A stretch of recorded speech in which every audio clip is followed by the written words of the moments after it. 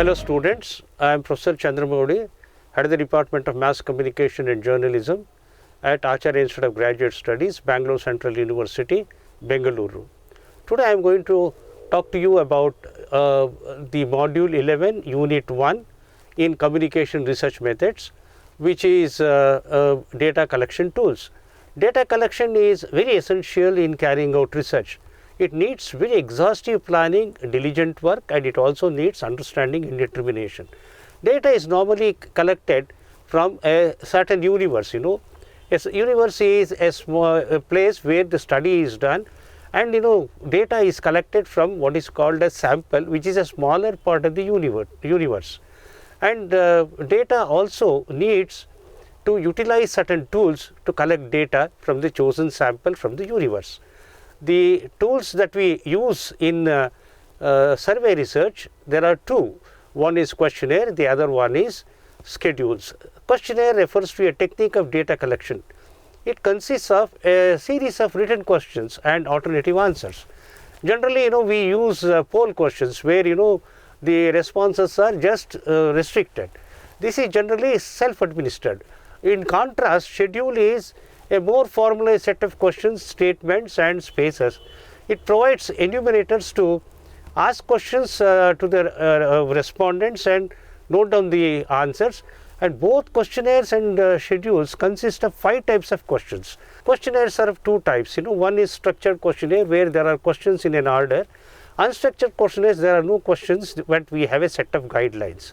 Next, in questionnaire and schedules, we use 5 types of questions. They are open-ended question, close-ended question, multiple choice questions, checklist questions and forced choice.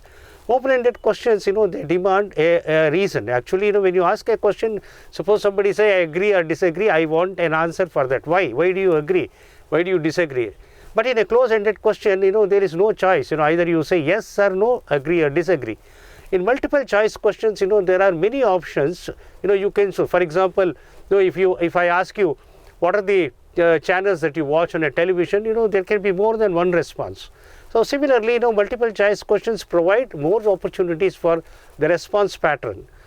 A checklist question, this is often used in studies to refine the question. Okay, when we do particularly pilot studies, we ask checklist questions. These are very handy. Forced choice is frequently used in media studies designed to gather information about lifestyles. They are usually very long.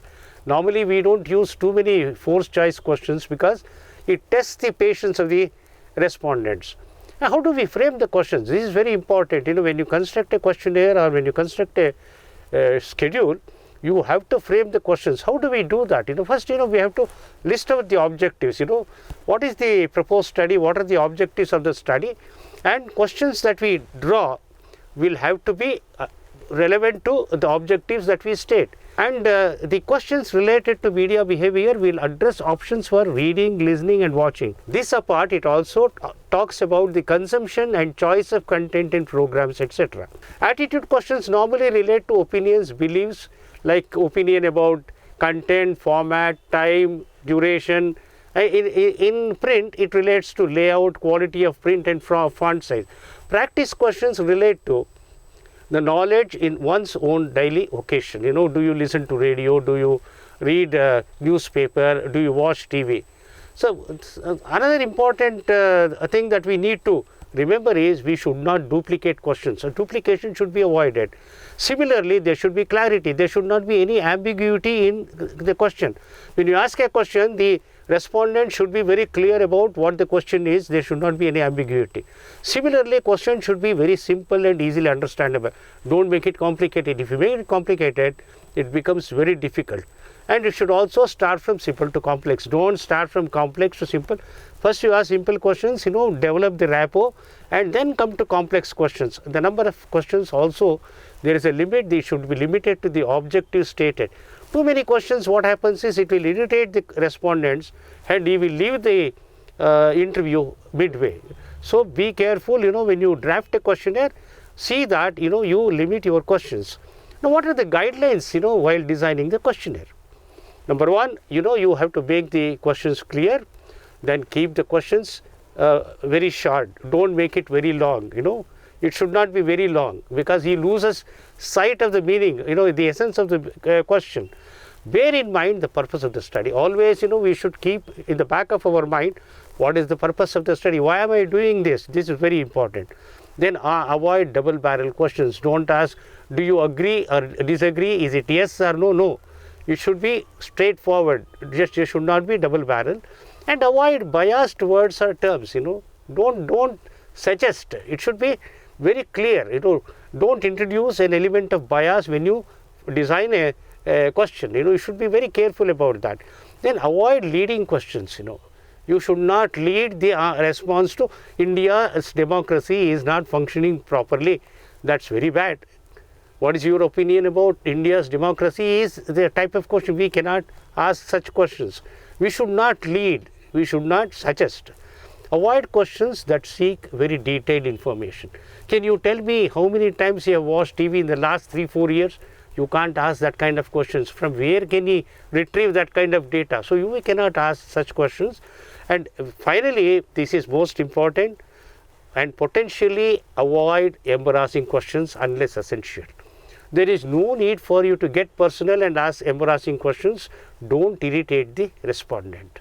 Now, all right, having designed the questionnaire, and then we also need to do data collection. Before we start a survey, before we start research, we need to have different sources of data. What are those different sources of data? There are 3 different sources of data. One is the primary data, other one is the secondary data, and the third one is the tertiary data. Now I am going to talk about the primary data. It is an original data source. This is collected directly from the field. We go and collect the data first hand. We talk to the people who are concerned, who are relevant to us for the study, and we collect the data. And the most commonly used technique for collection of data is the questionnaire.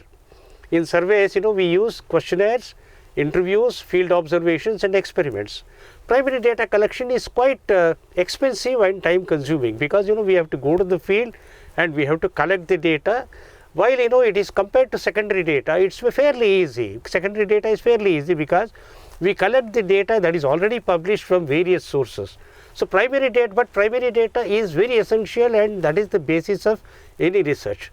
So notwithstanding that primary data collection is only for some types of research, it is very essential. There are some studies which are done purely based on secondary data. For example, you can take census volumes and do a number of research articles. It is purely secondary data. Similarly, when you have to do something related to demographic changes in the population over the period of time, you have to do field research and collect primary data. Secondary data is collected from various sources. Like I said before, it can be collected from books, journals, articles, research papers, and manuals. It is a major source for research based on secondary data. Even if you collect primary data, but you have to a priori collect secondary data, because that provides enough feed for us to design the questionnaire and the schedules, and also you can spell your objectives in a much better way, because secondary data provides us the background material that is required for the study. For example, several research papers are written based on census handbook and economic reviews. As I said, these are all very resourceful reference material which can provide a lot of information for writing research papers. How do we structure the questionnaire and a schedule? There are certain rules. The first part always in a questionnaire will be it contains the personal details and the demographic particulars of the person who is responding. The person who is responding, we call him respondent. So the first part is always, it comprises personal details of the respondent. This will also seek information on the demographics, which are termed as independent variables. Part 2 will consist of questions that measure the objectives stated for the study plan. These are called dependent variables. So, when we design a questionnaire, we actually design it in 2 parts. Part 1 where, the demographic details of the respondent are collected, and part 2, we actually frame questions based on the objectives, and we actually match these two. The dependent variables, the influence of the independent variables and dependent variables are actually examined, during the course of tabulation. Right. Now, as I said, dependent variable and independent variable. Now, let us see what variable is in greater detail. A variable can be defined as anything that has a quantity or quality that varies. The dependent variable is the variable a researcher is interested in, because when you design a questionnaire, for example, if you are doing a survey on radio listening, I want to know the stations listened and the time of watching, the programs listened, favorite programs, like these are all dependent variables. Independent variables are age, sex, income, all that will be independent variable.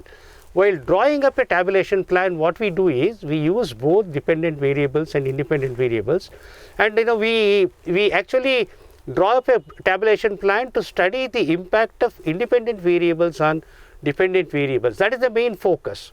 So when we do tabulation, we draw different forms of tables.